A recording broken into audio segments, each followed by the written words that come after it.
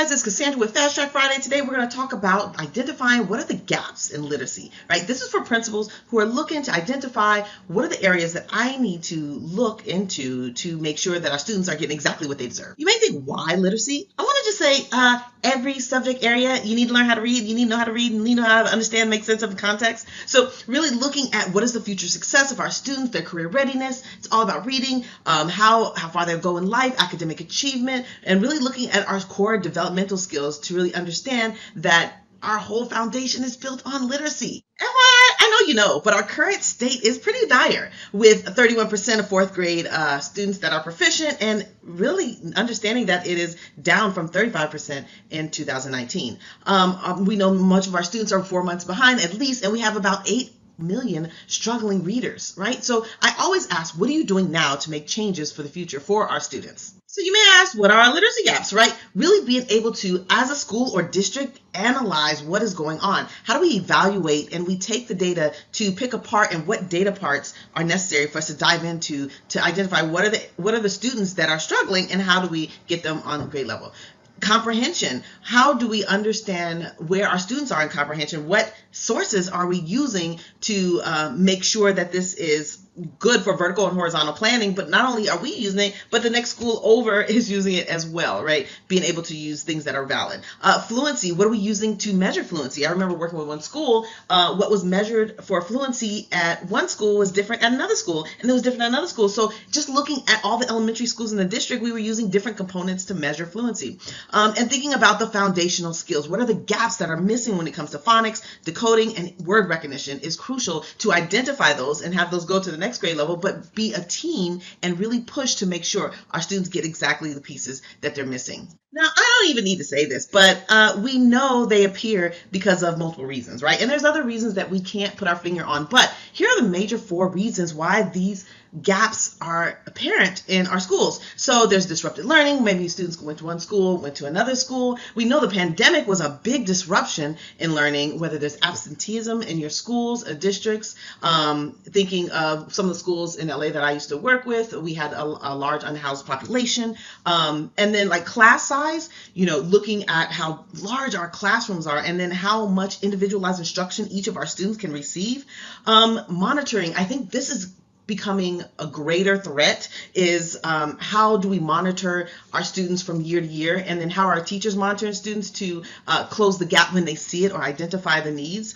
And our early intervention systems, like what happens if, what does intervention look like when, right? Some of these things are in place, but then they are not in place for the next grade level, or if they are in place for that grade level, it doesn't transfer to middle school, and so there's gaps in those components as well. And then of course socioeconomic status and factors are crucial, right? Literacy, context at home, how many books at home, and all the things, but really being able to identify what we can do at our schools to increase literacy within the school district. Now, I know I'm going to tell you what are the best practices for identifying some of these gaps. Multiple assessment tools. But remember, although I love multiple assessment tools, making sure we use maybe 1 or 2 common assessment tools to narrow it down so we're all speaking the same literacy jargon. There's multiple standardized tests. There's so many formative assessments. We can, of course, use teachers' observation work, teachers running records, identifying data, just student work samples to see the written piece. I always say reading is breathing in and writing is breathing out, right? Looking at both components and see what that looks like. Analyzing data at multiple levels, see kind of where the student may have lost ground, or what is the year-to-year comparison? How is this grade level different from the next? What are our grade level trends? What do we notice about this 2022 school year and these students that are coming in this year? And then demographic subgroups, right? What are the subgroups that are struggling and suffering? What are we doing for that? And really looking at some student self-reflection. I remember implementing a school-wide self-reflection in Texas, and one of the things we did the happy face, medium face, and sad face about students' feelings towards reading, right? And that makes a big difference. And so really looking at how students are feeling towards reading before we even go into school, and and that kind of changes the way we show up for reading. So really looking at these checks. What are the exit tickets? How are we journaling the reading? How are we checking tracking our, the journaling, reading. And then what are our confidence surveys? Have they improved? And then continuously, assessing our skills and have students take the ownership, as well as teachers kind of continuously check to see if improvement is happening. Now, I don't think I need to dive into this, but when we're talking about key assessment tools, we're really talking about like, what is the method you're using? What is the assessment that you're using? What is the purpose of the assessment? And then being able to, benchmark it against norms, and then how are we tracking it through the year? So one of the things I said, if literacy is your focus this year, you should be tracking it, right? And so what does that look like with the developmental over time, and how could we move students? I think we're so rigid in our thought of what literacy could be, when it could be so fluid when it comes to, the student is making progress, maybe we can move them into spaces to where they will continue to grow in their journey. How do we get students' perspective on some of their challenges that they're having? And then thinking about here the benefits. We need data, we need trends, we need cross population of data metrics through every system within the school, from the counselors, the therapists, the interventionists, right? If we're all dealing with the same population, we should all have like a shared data set. I was at one school, the teacher was working with another teacher, but they were not sharing data. They were both doing similar metrics. So really being strategic about sharing different data sets with the people that are all working with the same student. Really thinking about the adaptive formats, adjustments that you need to make in real time, and then it really will reveal some of our current issues in our systems that we have to really make sure that our students get access to literacy. I think this is big when we're talking about data-driven decision making. We're talking about like, what are the patterns that we're seeing, and if the student is going to the next grade level, is the teacher equipped with continuing that reading strategy? And now it may be my biases, because I always think that if your school is not trained in reading strategies, then what are you doing, right? Everybody needs to be trained. We're all reading, we're all practicing reading, we're all providing scaffolds, we're all reading fluently, we're all using reading comprehension. So all teachers need to be trained when it comes to literacy, even math. And so being able to analyze the data. How do our targeted interventions touch students that really need it with deficits? How are we allocating resources to this immediate need, right? Do we have staff or aides, or how's the schedule changed based on our current dive into this concept?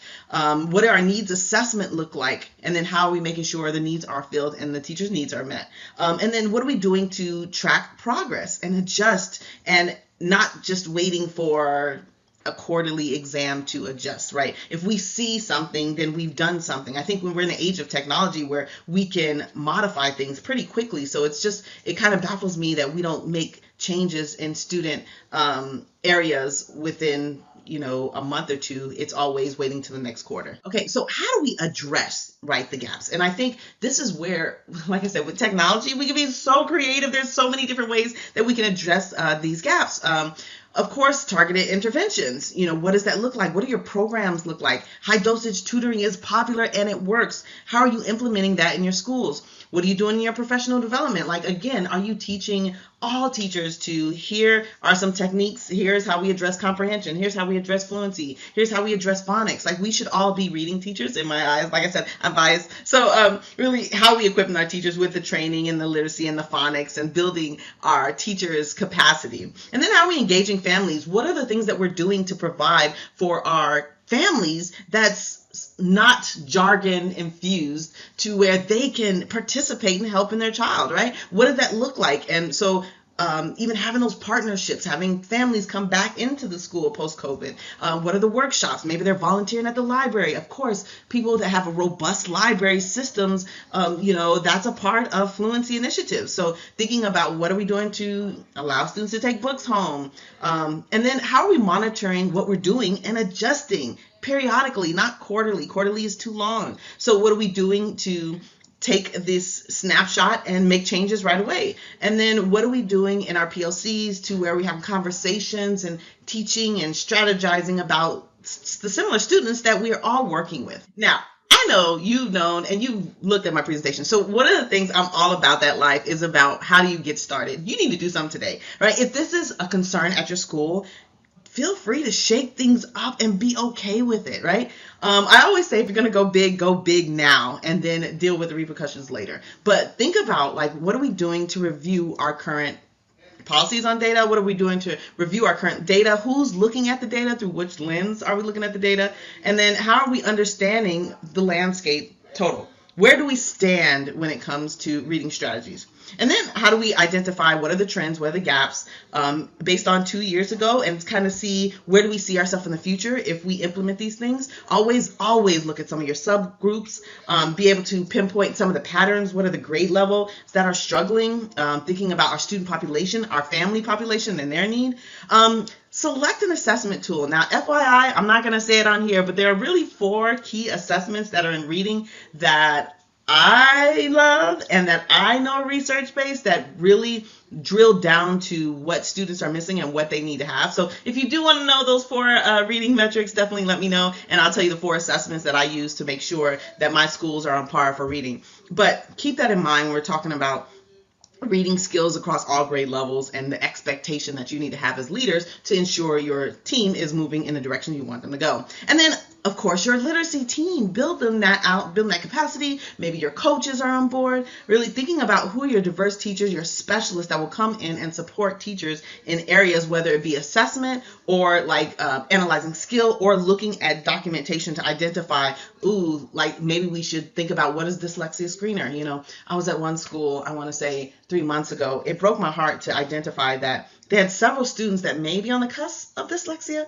but they didn't have anybody in-house that kind of knew enough about it or knew the research about it or can diagnose, right? And so we're thinking about, man, what a missed opportunity if you identify some students that are struggling with a skill that you don't have the capacity to serve, but it's kind of on the hush-hush, but it's something that needs to be addressed, right? So always consider that. And then thinking about what is your action plan. Remember, if you're a principal, a K12 leader, you go big or go home. I'd rather ask for forgiveness and do what I think is necessary for the needs of our students. So whether you're doing interventions, monitoring routines, results, whatever it is, stick with one thing, try it, go big with it, and make it your mission into the school. And then, of course, communicate your success. Always communicate your success, and think of literacy initiatives and things that you could do to bring other people in, right? Celebrations, awards, nominations, teachers that are going in, coaches that are going in, staff that really came 110%, families that are really, right? Make this a big thing at your school, and I guarantee you're not going to regret it. Hope these tips help. This is Cassandra Williams. If you want to know more, DM me. Talk to you later. Bye.